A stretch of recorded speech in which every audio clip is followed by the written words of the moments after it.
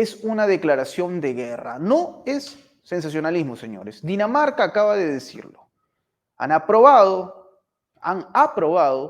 que los F-16 enviados a Ucrania, y que se seguirán enviando seguramente, golpeen en territorio ruso. Así tal cual. No hay más, no hay menos. Dinamarca aprueba, da luz verde a Ucrania para que con sus equipos golpeen en Rusia. Y ya sabemos lo que eso significa. Lo hemos anticipado hace varios programas. Rusia lo advirtió.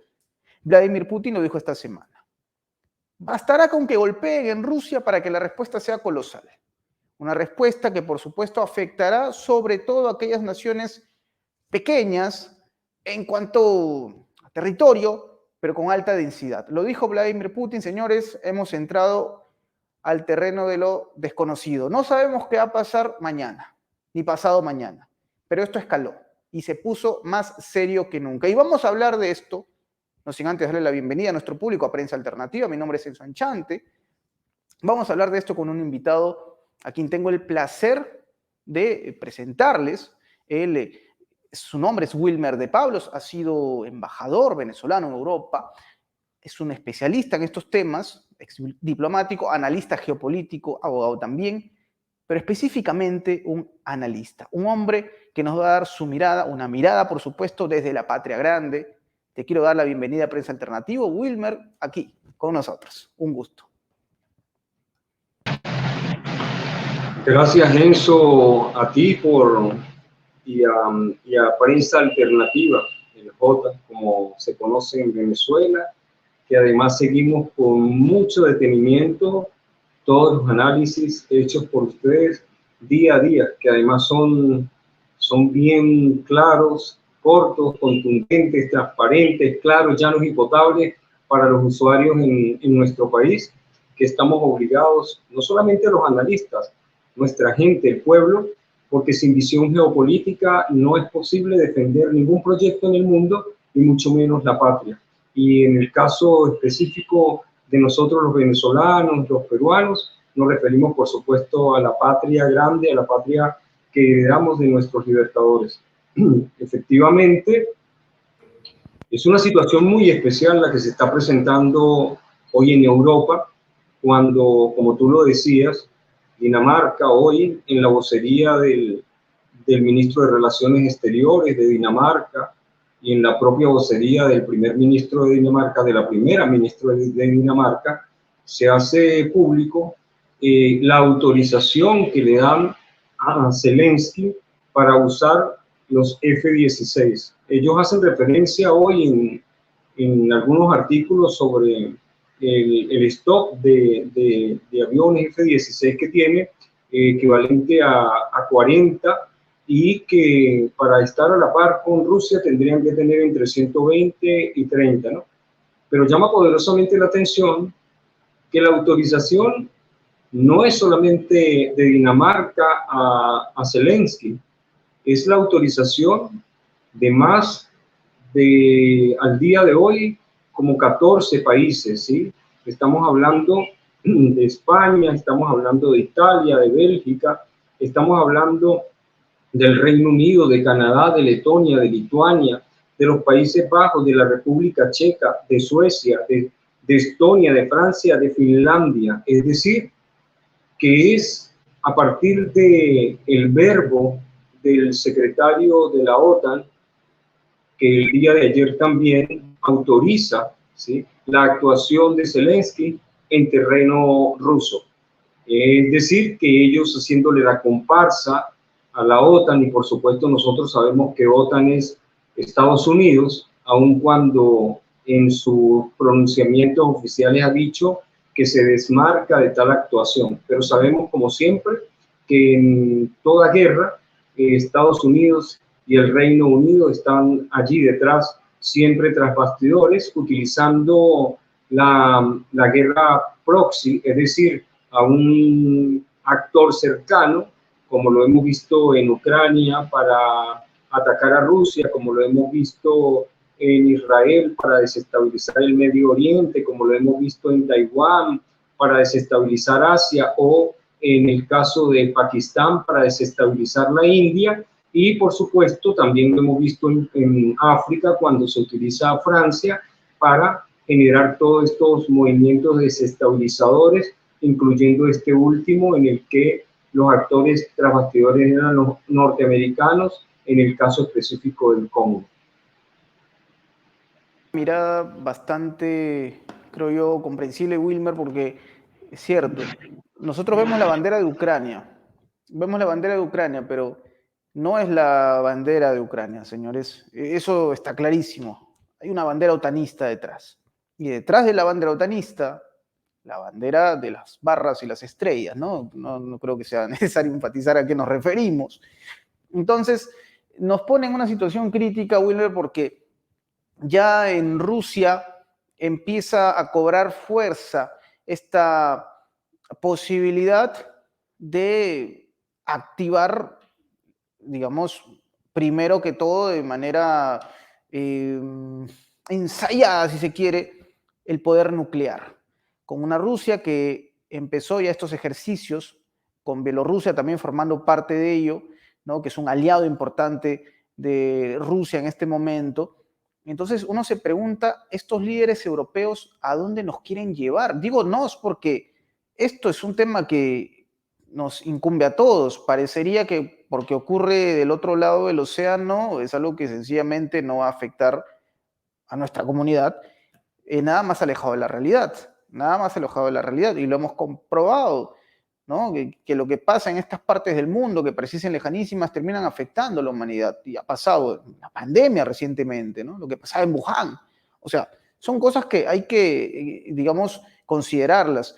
En base a esto, Wilmer, a ver, yo me pregunto, ¿tú a qué atribuyes este comportamiento tan belicista de parte de estos líderes? ¿Es que finalmente han convertido la guerra tal vez en una nueva normalidad? ¿Lo han convertido también en un sistema económico? ¿Qué mirada tienes al respecto del comportamiento de estas personas en su rol de líderes, cuyo término les queda grandísimo, pues, ¿no?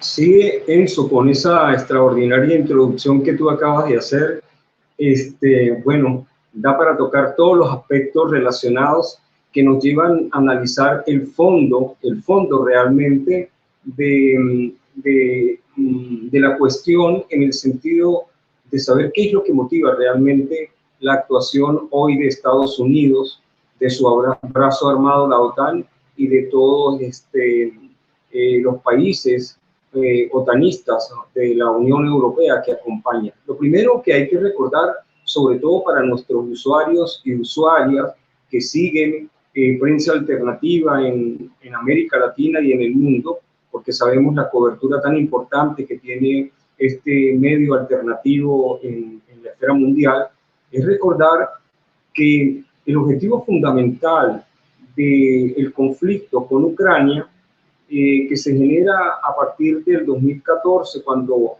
el golpe de Estado a Víctor Yanukovych, provocado, por supuesto, en aquel evento en la plaza de Maidán, y que además fue propiciado y dirigido por la propia embajadora de Estados Unidos en Ucrania, Victoria Nuland, que por cierto fue la primera persona que se acaba de pronunciar sobre que efectivamente había que Ucrania estaba en su derecho a defenderse y por lo tanto podía atacar territorio ruso. Fue la primera vocera antes del propio secretario de OTAN y todos estos 13, 14 países que hemos visto pronunciándose, porque todo está perfectamente planificado. Lo primero, entender que el objetivo fundamental de esta supuesta operación entre Ucrania y Rusia tiene como objetivo fundamental generar una guerra civil dentro de Rusia, dividir a Rusia, como lo dicen los propios documentos de inteligencia, en 13 países y hacer lo que hicieron en 1990 en Yugoslavia, que la convirtieron en 7 países después de que por primera vez la OTAN atacaba un país y además un país europeo. No es la primera vez que vemos a la OTAN actuando. Casualmente, ese fue en su primera actuación. Utilizaron la receta de Jean Char el golpe blando, el golpe, la revolución de colores, a los fines de poner a pelear a todas las regiones a la muerte del líder en ese entonces, Joseph Broz Tito. Importantísimo entender que el objetivo, ¿no?, de utilizar a Ucrania como fachada y el brazo armado de la OTAN es un objetivo estratégico de Estados Unidos, sus aliados de la Unión Europea, por una razón a la que tú hacías referencia de forma, digamos, somera, y es que los intereses de Estados Unidos en Euroasia se ven comprometidos cuando Rusia, que es la primera potencia militar, está allí y que además está alineada con la primera potencia económica, que en este caso es la China, pero además se encuentra también la potencia emergente, que en este caso es la India. Recordemos la teoría de John Mackinder. John Mackinder, ese inglés que hace 200 años nos habló del espacio llamado el Heartland, el corazón del mundo, es decir, los pivotes, como lo llamaron en su oportunidad, refiere a un espacio que se encuentra entre Rusia, entre China, entre la India, que atraviesa todos los países instant, ¿sí? Y que además llega al Medio Oriente y que toca el este de Europa. Estamos hablando del corazón del mundo, del que nos hacía referencia este inglés geógrafo, que dijo: quien domine Eurasia dominará el mundo. Los norteamericanos nunca se han desprendido de tres teorías importantes. La primera de ellas, la teoría del destino manifiesto, que fue la teoría que le permitió justificar el genocidio cometido cuando hacían la expansión en Estados Unidos y se quedaron con la mitad del territorio mexicano, diciendo que ellos fueron elegidos por la providencia, que era manifiesto, que era evidente que ellos estaban privilegiados ante la divinidad. ¿Para qué? Para actuar conforme a lo que ellos visualizan como protectores de la democracia y como garantes de los derechos humanos. Nosotros sabemos que Estados Unidos no es una democracia, que es una corporocracia que responde a las corporaciones, y también sabemos que es un violador de derechos humanos. Basta simplemente recordar las 5 veces que han alzado la mano en el último Consejo de Seguridad, vetando la posibilidad de parar el etnocidio, genocidio que hoy Israel comete contra el hermano pueblo palestino. Pero además de esa teoría, hay otra teoría que se conoce, que es de John Quincy Adams, pero que se conoció con el nombre de un presidente, quinto, sexto presidente de Estados Unidos, que se llama la doctrina Monroe, que es cuando le advierten a Europa en aquel momento de las guerras napoleónicas que mirar hacia América Latina, sus continentes o hacia sus costas sería tomado como una agresión.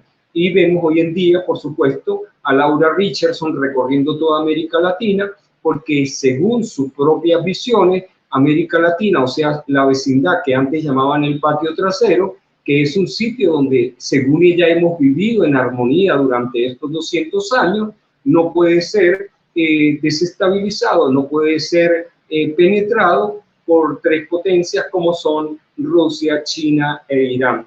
Y volvemos a la teoría que nos interesa en este momento, que es la teoría del Heartland, del corazón del mundo, donde Estados Unidos tiene claro que ha perdido su dominio geopolítico y geoeconómico en Eurasia. Por eso necesitan y por eso motivaron la operación con Ucrania, utilizando a Ucrania y a la OTAN, por supuesto, a los fines de ir contra Rusia.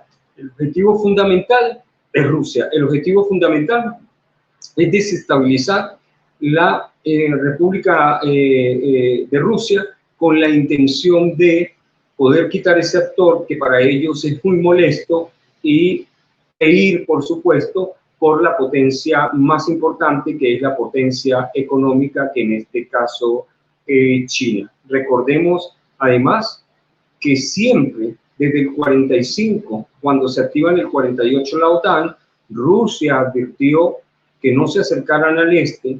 Eso fue acordado, y después de forma fraudulenta se firmó el acuerdo de Minsk, mientras Europa, y además dicho y confesado por la propia Angela Merkel, ganaban tiempo para armar a Ucrania, porque ellos tenían claro que tenían que tomar Ucrania, tener allí lo que tienen, un payaso, hoy un dictador, porque ha perdido ya su condición de presidente y además no llamó a elecciones conforme a la Constitución. Estamos en presencia de un dictador que además se reúne el día de ayer con el rey de España, con su esposa, y que es recibido con honores, recorriendo Europa en este momento, pidiendo los apoyos correspondientes, porque él ya tiene, de acuerdo a la propia vocería de Victoria Nuland, a la propia vocería del secretario de la OTAN y por supuesto de estos 14 países, él está haciendo el recorrido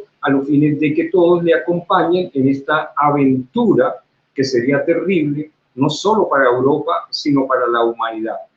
Quiero decirte además en primicia en este momento que nuestra embajada en Rusia acaba de asistir a una reunión con el canciller Lavrov, invitados a la Cancillería, donde estuvieron allí hace un par de horas más de 70 diplomáticos, y Lavrov les dio una cronología de todas las actuaciones donde Estados Unidos y sus aliados tratan de azuzar, tratan de provocar, porque su visión no puede ser otra más que guerrerista, porque sabemos que Estados Unidos es aún una potencia militar y también es una potencia tecnológica, ¿no?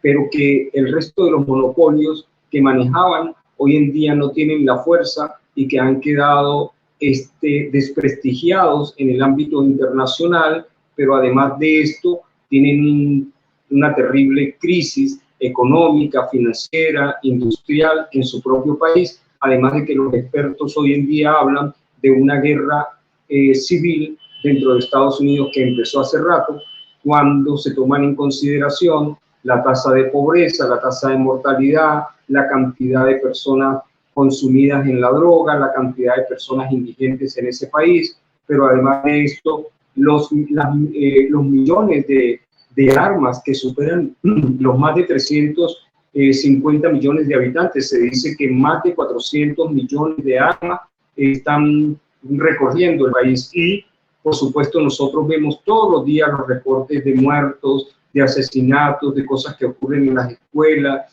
de un sistema de salud totalmente en decadencia, de una educación que no tiene sentido, no tienen una educación, no pueden graduar ingenieros industriales, mientras que China gradúa 1.200.000 ingenieros por año, ellos no llegan ni siquiera a 200.000, hay una desindustrialización en ese país. Entonces todos esos factores internos y todo ese desprestigio internacional hacen que tras bastidores, como todos lo sabemos, tras bastidores, ellos asusen nuevamente a Ucrania con el sentido de generar la tercera guerra mundial, ¿no? Es más o menos el panorama. Yo creo y apelo además a la sensatez que ha caracterizado siempre al gobierno del presidente Vladimir Putin, porque de lo contrario hace rato estuviéramos en un conflicto de mayor escala. Creo que la tercera guerra mundial empezó hace rato, pero que estamos solo en una primera fase. Lo importante es impedir que esto escale, y esto por supuesto va a depender de un actor que en este caso es Rusia, que además ha hecho público y se conoce porque de la propia vocería del presidente Xi Jinping se ha hecho claro que acompañará a su aliado, en este caso a Rusia. No podemos dejar de valorar que esta cumbre pronto a celebrarse, que la llaman la cumbre de la paz, pero que no se entiende cómo puede ser una cumbre de paz donde uno de los actores fundamentales, en este caso Rusia, es excluida. Razón por la cual la invitación que Zelensky le hace al presidente Xi Jinping no es acogida de forma respetuosa ni seria, porque no puede llegarse a una cumbre supuesta de la paz entre Rusia y Ucrania si se excluye a Rusia de forma inmediata. Se dice, y lo dijo hoy el propio secretario o canciller Lavrov en esta reunión a la que te hago referencia, que creo que ni siquiera ha sido reseñada por los medios, así que te lo estoy diciendo, como dicen los periodistas, un tubazo en caliente, que lo que buscan allí en esa cumbre es pretender darle un ultimátum a Rusia y, por supuesto, en el tema de la diplomacia y de las relaciones internacionales, esto no puede permitirse. En exclusiva, Wilmer nos acaba de dar esta información. Rusia ya prevé lo que ocurrirá en esta famosa cumbre de la paz, que nosotros le hemos titulado la cumbre del fracaso, porque ya ni el propio Biden quiere ir. Ya ayer los medios alemanes incluso han divulgado esta información, que Joe Biden no tiene interés alguno en asistir, está más preocupado en la reelección, cosa que también se ve muy complicada. Y por el lado de China, tal y como lo mencionaba Wilmer, ya han mostrado su posición claramente, y es que esto también es absurdo, Wilmer, porque ¿cómo están jugando estos actores de Occidente? Le piden a China que acuda a la cumbre de la paz, y un senador republicano, de manera muy escueta, dice abiertamente: nosotros vamos a armar, un senador republicano, estamos hablando, no es un bloguero, estamos hablando de una persona con cierto peso en la política estadounidense. Dijo, más o menos así: nosotros vamos a armar a Taiwán mucho mejor que a Ucrania. Así lo dijo. Ya adelantando lo que se viene, ¿no? Lo que había comentado precisamente Wilmer, la guerra proxy, y cómo es que posiblemente van a respaldar, van a ver lo ocurrido en Ucrania como un ensayo, que desde luego, viendo cómo están las cosas, yo me pregunto cuántos taiwaneses serán carne de cañón. Porque si ellos dicen vamos a armar mucho más a Taiwán que a Ucrania, quiere decir que tienen contemplado confrontar a China, y que desde luego eso implica convertir a Taiwán en una nación guerrerista y que muchos de sus ciudadanos se vean inmersos en un conflicto. Entonces, ahí el tema de fondo, Wilmer, es ¿qué va a pasar con esta alianza entre Rusia y China? ¿Será que más allá de lo económico y lo comercial, esto se traslade también a algo mucho más gigantesco en el plano militar? ¿Ves que China ya está contemplando esta posibilidad? ¿Cómo es que tú analizas estas circunstancias? Porque una cosa es enfrentar, como lo está tratando de hacer la OTAN, a Rusia exclusivamente, pero si es que Rusia termina consolidando un bloque con otros actores, como China, por ejemplo, con Irán tal vez, ahí creo que estaríamos entrando a un terreno mucho más complejo. ¿Cómo lo ves, Wilmer? Bueno, en principio recordar que hace un par de semanas el Congreso norteamericano aprobó 95.000 billones de dólares para el conflicto en Ucrania, para el conflicto en Israel, y sin la más mínima vergüenza, sin sonrojarse, dicen recursos para Taiwán. ¿Esto qué significa? Significa que financian a los fines de seguir asusando a Taiwán en relación con el gigante asiático, en este caso China, ¿no? China ha sido clara, el principio de unidad territorial en el que se basa a Taiwán, que es parte del territorio chino.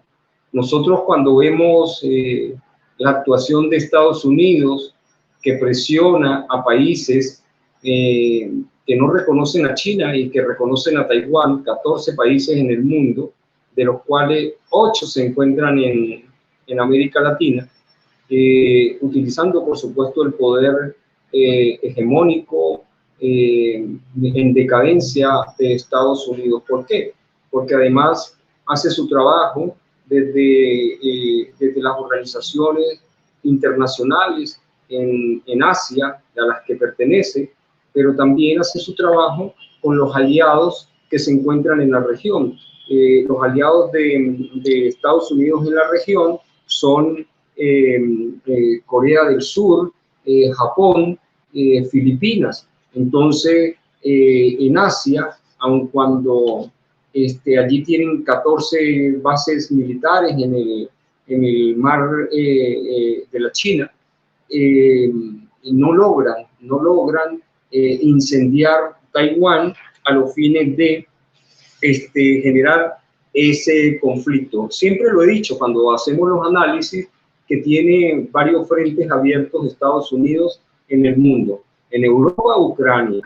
En Asia, Taiwán, por supuesto, y Azusa contra Corea del Norte, utilizando a sus aliados que son Filipinas, Corea del Sur y Japón. El día de ayer vimos una reunión muy especial, especialísima, diría yo, entre China, Japón y Corea del Sur.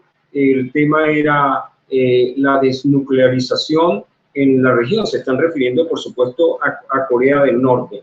Pero no olvidemos también que Estados Unidos tiene algunas alianzas en el ámbito internacional, en las estructuras del derecho internacional público en esa región, y que siempre trata de utilizarla con la intención de manipular, como le es propio, su actuación de doble rasero. Ahora bien, el tema de la alianza China-Rusa en relación con el tema de un conflicto en el plano militar, ese sería el escenario ideal para Estados Unidos. Recuerda que el egipcio Samir Amin nos enseñó que los 5 monopolios del capitalismo eran el monopolio de las tecnologías, el monopolio de la banca y las finanzas, el monopolio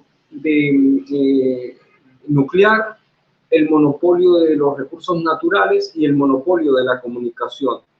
Y uno de los monopolios del capitalismo, el que más evidencia o caracteriza o es de su propia naturaleza, es el monopolio de armamentista, guerrerista, militar, nuclear, que caracteriza a Estados Unidos. Entonces, en mi opinión personal, considero que tanto China, esa China ancestral, legendaria, que además cuenta con un partido, el Partido Comunista Chino, que tiene aproximadamente 100 años, es decir, que tienen toda una experticia, un bagaje inmenso de conocimiento para la planificación no solamente ordinaria, sino para la planificación estratégica, o como lo llamamos los planificadores, para la planificación por contingencia o sobrevenida, tienen que tener calculado esos escenarios.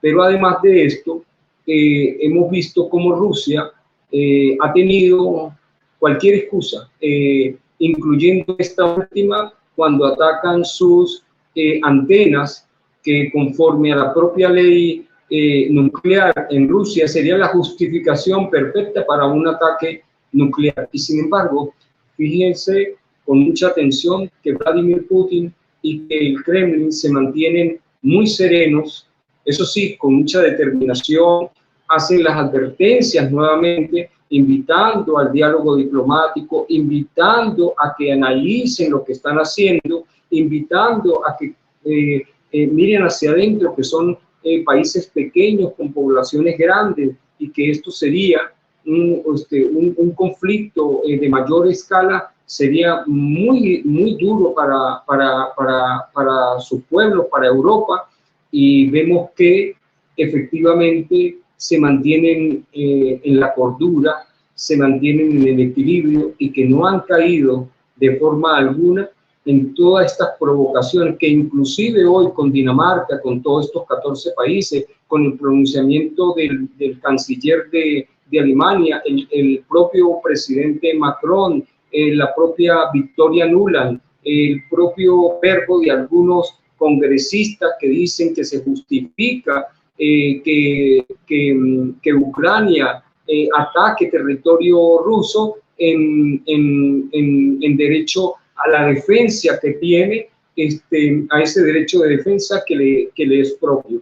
Es decir, han hecho todo lo posible porque esta operación especial, como la llaman muchos colegas, que yo siempre la he denominado realmente es el impulso hacia el nuevo mundo multipolar y pluricéntrico con nuevos centros de poder en todo el mundo, porque realmente lo que está aquí en juego es la caída del imperio norteamericano. Como lo decía Putin hace unos días, son un imperio, son realmente un imperio, pero un imperio en decadencia, y los imperios normalmente implosionan desde adentro. Por eso es importante hacerle, en el contexto de los análisis, seguimiento a las variables internas que tienen que ver con todos esos elementos que mencionamos hace un rato. Pero también hay que tomar en consideración el desprestigio que tienen a nivel internacional en el tema de las relaciones internacionales, porque su doble estándar, su doble rasero o su actuación hipócrita les ha hecho perder respeto en el ámbito internacional. Basta ver la última visita del secretario de Estado norteamericano, de Blinken, a Beijing. Era vergonzoso que ni siquiera tenían una alfombra para recibirlo. Igual acabamos de ver al primer ministro alemán en Beijing, y también de la misma forma, de una forma sencilla, simple, pero cuando tú contrastas con el recibimiento que le ha hecho Beijing, que le ha hecho Xi Jinping, o sea, la República Popular China, a el presidente Vladimir Putin, y haces el contraste con la semiótica de la comunicación nada más, es decir, con la simbología de todo lo que representa la diplomacia, el respeto, las relaciones internacionales, bueno, aquellos 2 días son diametralmente opuestos a lo que en alguna oportunidad fue el recibimiento de cualquier funcionario europeo o norteamericano. Y eso, por supuesto, desespera a Estados Unidos, que se sabe, con problemas económicos, con problemas financieros, con el nacimiento de una nueva moneda del BRICS que desplazará, por supuesto, al dólar, o que en esta realidad ni siquiera se utiliza de intercambio entre 2 países como Rusia y China, que ya superan el 90% de sus operaciones comerciales, pero es que además están haciendo transacciones entre India y Rusia, entre China y Brasil. Ya no se utiliza en Bolivia, ya no se utiliza la moneda de intercambio del dólar. Es decir, el arma de guerra, el dólar, y el arma de guerra que ha sido el sistema SWIFT pasarán a la historia con la concreción y el acompañamiento de estos más de 40 países que hoy están pidiendo ingresar al BRICS. Creo que formalmente han sido más de 22 los que ya presentaron su ingreso, su formal ingreso. Entre esos se encuentra Venezuela. Entonces, en el contexto de la respuesta, no es otro más, Enzo, que el tema de la pérdida del espacio geopolítico y además geoeconómico de Estados Unidos en Euroasia. Eso último que comentabas, Wilmer, es muy interesante. El BRICS, que por cierto ya en unos meses estará dando una cumbre en la que parece habrá cabezas rodando por la colina, porque el dólar en definitiva entró en decadencia, y lo han dicho expertos de todas partes del mundo, ¿no? Robert Kiyosaki también lo dijo hace poco. Además, recomendó a la gente ir comprando bitcoins, entre otros consejos financieros. Pero bueno, es muy interesante lo que planteas entonces, considerando este nuevo momento. Yo hago recordar lo que dijiste hace un momento, porque en Estados Unidos hay una polarización más notable que nunca y que seguramente se va a agudizar después de las elecciones. Se vienen las elecciones, Joe Biden, Donald Trump, si es que no pasa nada raro, un momento importante para las políticas internas estadounidenses, es verdad. No sé hasta qué punto esto pueda variar la mirada que tiene Estados Unidos sobre América Latina. Francamente, creo que la política exterior se mantendrá hasta como hasta ahora se mantiene. Sin embargo, me gustaría saber en ese sentido, Wilmer, ¿qué mirada tienes al respecto de esto? El impacto que puede haber quizás con la llegada de un Donald Trump que dijo hace unos días, por ejemplo, que él pondrá fin al conflicto en Ucrania. Sin embargo, sabemos bien que Donald Trump no es muy amigo de China, que digamos, al menos de la boca para afuera, ¿no? Cuando le toque negociar, seguramente verá hasta qué punto es conveniente. Pero ¿cambiará en algo esto? La llegada de Trump, ¿crees que finalmente agilizará el fin del conflicto en Ucrania, porque sabemos que esto tiene para rato con la OTAN, pero en este escenario de Ucrania, ¿cambiará algo una posible llegada de Trump? Cuando uno recuerda, sobre todo los venezolanos, cuando recordamos la gestión de Donald Trump, que acompañó a la derecha más radical de nuestro país, la derecha antipatriótica, antinacional, esa derecha fascista, ¿sí?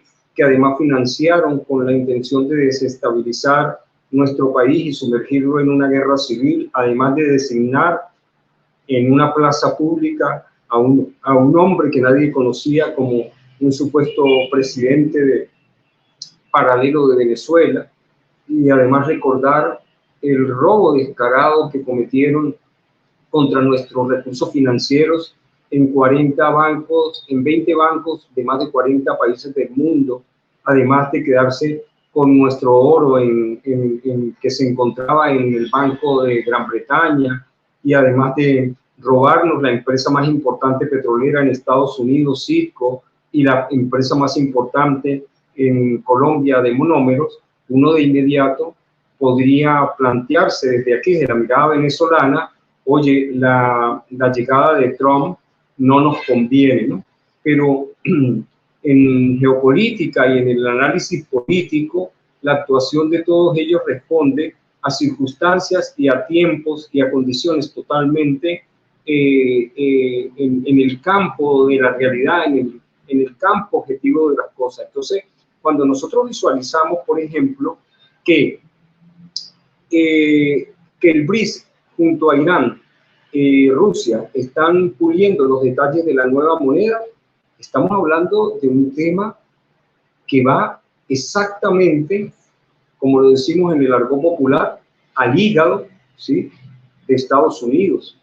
¿Por qué? Porque el dólar perdería la hegemonía y a través de él perderían el control que tienen o han tenido históricamente sobre varias economías. Pero además de eso, si nosotros analizamos la deuda que tiene Estados Unidos con su mayor acreedor, que en este caso es China, estamos hablando de un elemento muy importante. También tenemos que considerar el nacimiento de ese sistema que vinculará todas las economías del BRICS, de la OCS y de la ASEAN, que se conoce hasta ahora como el Pay BRICS, el pago BRICS. Y además, si nosotros visualizamos intercambio o el crecimiento del intercambio comercial de China desde 2007 con 9.2 billones de dólares y que hoy, en el 2024, de acuerdo al reporte último del primer trimestre, superan los 34 billones de dólares. Estamos hablando realmente de una economía que superó Estados Unidos.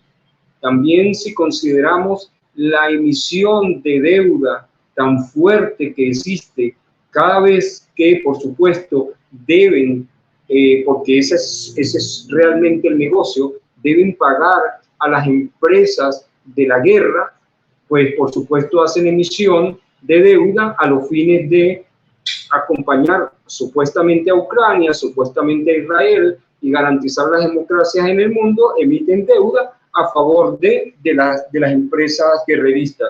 La inflación es otro elemento importantísimo. La inflación en Estados Unidos va en crecimiento, la pérdida del poder adquisitivo de los estadounidenses y por supuesto además lo han dicho y lo predicen los propios funcionarios como Janet Yellen, por ejemplo, la secretaria del Tesoro. Han llegado al nivel, y es visible, pero hay que decirlo, han llegado al nivel de sentarse con los chinos para decirles, miren, les pedimos que por favor no produzcan tanto porque ustedes están afectando nuestra economía. Y además de esto, no solamente lo hizo la secretaria del Tesoro, sino que lo acaba de hacer en la visita que Xi Jinping hizo en Europa, lo hizo la propia von der Leyen, le dijo, mire, nosotros no podemos ser competitivos si ustedes siguen produciendo al nivel y a la velocidad que lo están haciendo, les pedimos que no lo hagan. ¿no? O sea, una cosa que uno en el análisis geopolítico, en el análisis de toda esta visión geoeconómica, lo hace y de verdad parece un cuento de niños, ¿no? Una cosa que uno nunca pudo haberse imaginado. Además de esto, recordemos que el propio Fondo Monetario Internacional y el Banco Mundial han hecho proyecciones catastróficas en relación con la migración que se está haciendo del dólar como moneda de respaldo de las reservas en las economías. Sin embargo, nosotros vemos, por el otro lado, el crecimiento de las reservas en oro que está haciendo China, que está haciendo Rusia, que está haciendo India y que está Irán.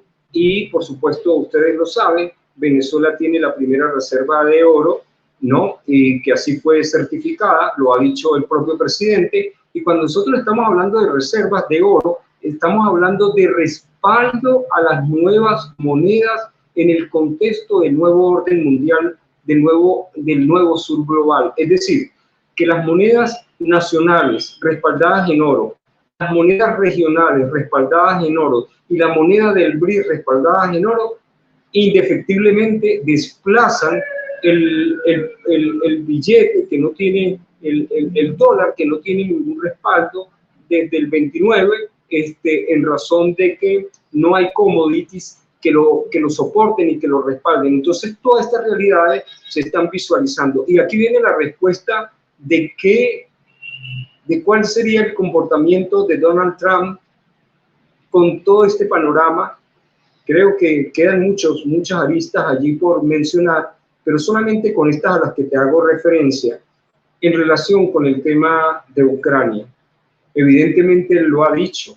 Él ha dicho siempre que tuvo una relación muy cercana a Rusia, que tuvo una excelente relación con Vladimir Putin, aunque el propio Vladimir Putin ha dicho que no es Trump la persona más confiable, ¿no? Lo ha dicho el propio Vladimir Putin, pero efectivamente pienso que retiraría todo el apoyo a la OTAN, por lo tanto cesaría ese conflicto con Ucrania, la OTAN no tendría financiamiento que ha tenido y el acompañamiento que ha tenido, y Donald Trump tendría que dedicarse realmente a resolver los problemas internos de Estados Unidos, porque él está claro que allí hay una guerra civil que se está manejando, que funciona y que puede tener niveles de crecimiento catastrófico en el sentido de dividir a Estados Unidos, como lo han proyectado algunos analistas, en más de 5 regiones. Un caso a citar, por ejemplo, el caso de Texas, que tiene todos los elementos para ser una república independiente, en un mecanismo de secesión, y además de esto vemos el crecimiento de California en el tema de las tecnologías, y están allí las condiciones para los hispanos, están allí las condiciones para los asiáticos, están allí las condiciones para los canadienses, están allí las condiciones para los mexicanos. Es decir, que si puertas adentro no logran controlar la situación, probablemente veamos de verdad hacia afuera la guerra civil de la que todos están hablando, que hoy sucede dentro de Estados Unidos. Pero además de eso, tendría Donald Trump que manejar de norte a sur, es decir, la mirada hacia América Latina, porque ¿cuál es el único territorio en el mundo donde no hay conflicto bélico? En Europa tenemos Ucrania, en Asia tenemos Taiwán, tenemos Corea, Filipinas, en Medio Oriente tenemos Israel, en África los pueblos despertaron y de forma digna están sacando a los franceses y a los estadounidenses. No les queda otra opción que América Latina. Pero ¿cómo abordar América Latina? Por eso es que nosotros vemos a la generala del Comando Sur, Laura Richardson, paseándose desde Belice, desde México hasta la Patagonia. ¿Por qué? Porque ellos tienen claro que hay todo un inventario de recursos. Es la zona más importante de recursos del mundo. No lo digo yo, lo dice el propio filósofo, maestro Alexander Dugin, ¿sí? Quien nos ha advertido que eran las zonas neutrales, las zonas neutrales a las que él hace referencia, que es de donde se impulsaría el nuevo mundo multipolar y pluricéntrico, y él habló de Europa, que hoy está totalmente destruida, y habló de América Latina, específicamente de América del Sur. Por eso es tan importante lo que hoy sucede en América del Sur, lo que hoy sucede en América Latina, y es muy importante la mirada a la que tú me invitas en este espacio en relación a Sudamérica. Lo primero que tendríamos que visualizar es que en Colombia no hay ni 6, ni 7, ni 8, ni 9, como erradamente decimos nosotros, bases militares acompañadas de la OTAN. No. A partir de la firma del memorándum que viola la Constitución, de los 2 memorándum que violan la Constitución, firmado por Iván Duque, toda Colombia se convirtió en una base militar, porque esos 2 memorándum permitieron que el Comando Sur penetrara aguas abajo a toda la estructura militar del país. O sea que tenemos una gran base militar en Colombia. Pero si miramos un poco hacia abajo, nos percatamos que está Ecuador, donde se cometió un asesinato para atribuírselo al correísmo, que hizo que cayeran las encuestas de Luisa González de forma estrepitosa. Salió la estrategia del outsider que tenían, que era Daniel Noboa, y ya hemos visto lo que ha sucedido. Un joven puesto allí, por supuesto, por la CIA, por los intereses propios norteamericanos, formado en Estados Unidos, que ha cedido la soberanía de ese país, permitiendo nuevamente la base de Manta, apropiándose además de Estados Unidos y el Comando Sur de los puertos más importantes que le permiten traer la droga, la cocaína, del primer productor del mundo, que es Colombia, y de Perú, el segundo productor del mundo, a los efectos de tener el circuito completo de producción, de distribución y comercialización en Estados Unidos y en Europa. Mira lo que acaba de suceder con Ecuador. Realmente tomaron Ecuador a través de esta estrategia electoral. Pero si miramos un poquito más abajo, preguntamos qué le pasó al profesor Castillo en el Perú y cómo hoy el Perú está dirigido por una dictadora, ¿sí? Boluarte, Dina Boluarte, quien se encuentra allí, por supuesto, arrodillada, servil a los intereses norteamericanos, y allí hay un tema muy importante, que son los puertos que comunican con los puertos en Asia, como el puerto de Hong Kong. Es decir, hay toda una estrategia con Colombia, con Ecuador, con el Perú, pero además de eso no podemos dejar afuera Chile.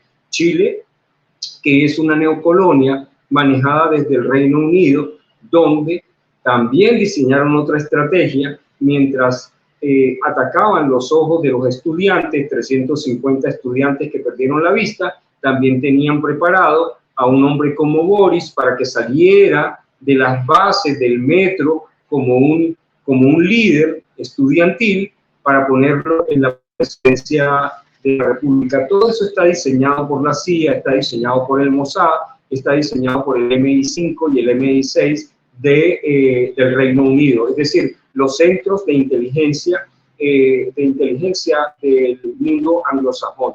Y si miramos hacia Argentina, ¿qué nos encontramos en Argentina?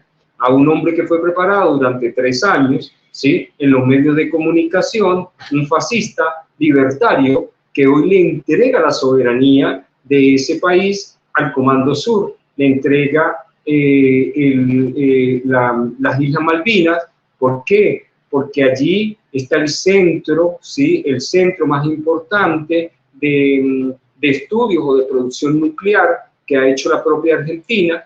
Es, por supuesto, una disputa que se tiene con el Reino Unido. El Reino Unido siempre está detrás de todas estas actuaciones que tienen que ver normalmente con cesiones de tierras, ocupaciones, invasiones o expansiones. Y además de eso no podemos olvidar que están allí ubicados frente al Atlántico, donde se ha confirmado la semana que pasó que efectivamente existe petróleo en el Atlántico, y por supuesto ellos ya se ubicaron allí en razón de esta información que ya manejaban. Pero además están mirando hacia la Argentina, están mirando hacia Chile y están mirando hacia Bolivia, porque se encuentra el triángulo del litio. Es decir, el recurso más importante para el manejo de las tecnologías.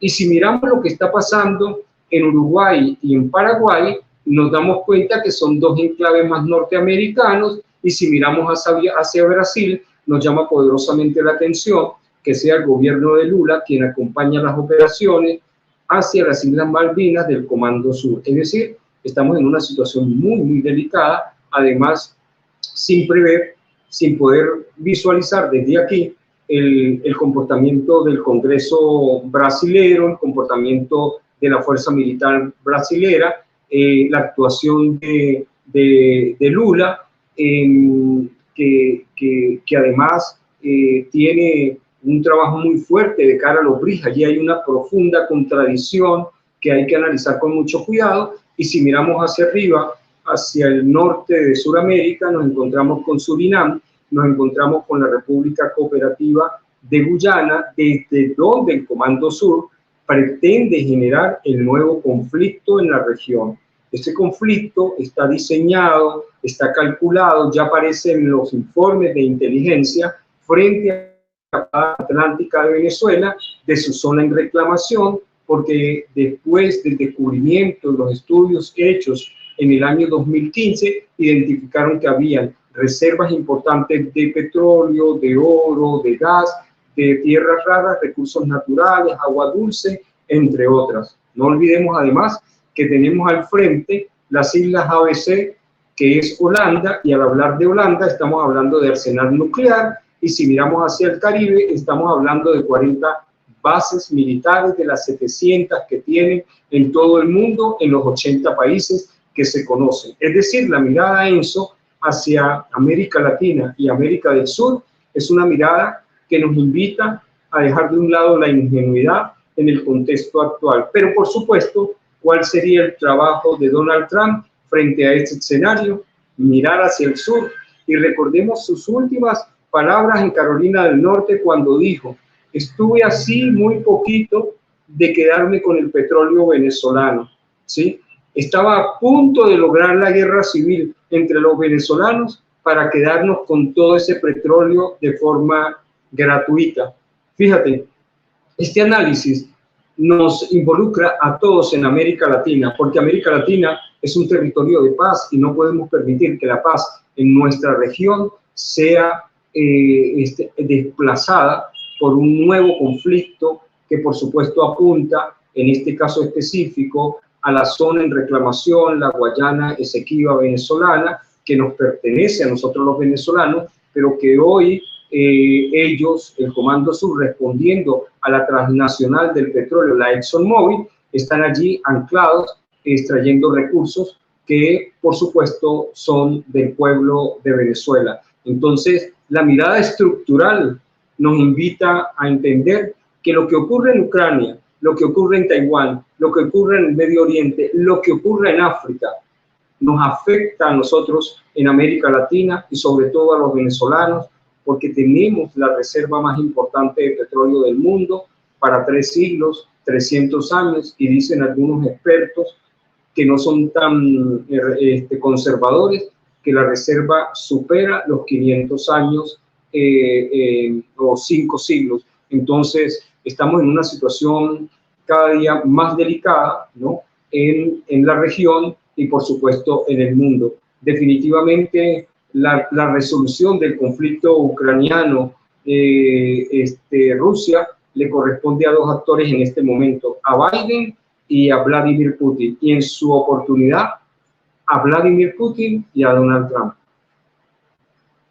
Una reflexión muy interesante, Wilmer, porque claro, era justo lo que yo te iba a pedir para cerrar la conversación, pero en verdad ya lo has dicho todo, porque es importante la mirada de parte de los latinoamericanos. Nos tenemos que involucrar en algún momento, sí, observando, viendo que estos temas, querramos o no, nos van a terminar implicando. Ha quedado corta, la verdad, el minutaje que teníamos para hoy, Wilmer, pero me encantaría tenerte nuevamente porque creo que han quedado temas interesantísimos para desarrollar, sobre todo el tema BRICS, que mucha gente quiere saber, ¿entrará, no entrará Venezuela? Si esto también implica a Colombia. Bolivia también en su momento se mostró entusiasmadísima con esta posibilidad.